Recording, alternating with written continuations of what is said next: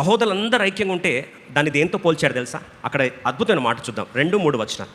సహోదరులు ఐక్యంగా ఉంటారంట, అక్కడ అభిషేకం ఎట్లా పారుతుందో చూద్దాం. It is a saturated anointing. దయచేసి వినండి, నా గిన్నె నిండి పొర్లుచున్నదని అనుభవం, పొర్లే అభిషేకం. Beautiful mystery. ఓవర్ఫ్లోయింగ్ అనాయింటింగ్ అంటండి, ఓవర్ఫ్లోయింగ్ అనాయింటింగ్. అభిషేకం ఏం కావాలంట?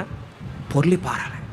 ఎప్పుడు పొర్లి పారుతుంది చూడండి, సహోదరులు దేవుని బిడ్డలు కలిసి ఉంటే అది తల మీద పోయబడి అహరోను గడ్డ మీదుగా కారి అతని అంగీల అంచు వరకు దిగజారిన పరిమళ తైలము వలె ఉండును. 3వ వచనం, అక్కడ సియోను కొండల మీదకి దిగివచ్చు హెర్మోను మంచు వలె ఉండును, ఆశీర్వాదమును శాశ్వత జీవమును అచ్చట ఉండవల్లని యెహోవా సెలవిచ్చి ఉన్నాడు. చూడండి, మంచు కురిస్తే కొండంత నల్లగా ఉన్న కొండ ఎలా కనిపిస్తుంది? తెల్లగా కనిపిస్తుంది. పొరపాట్లన్నీ ఏమైతే కప్పేస్తాయి.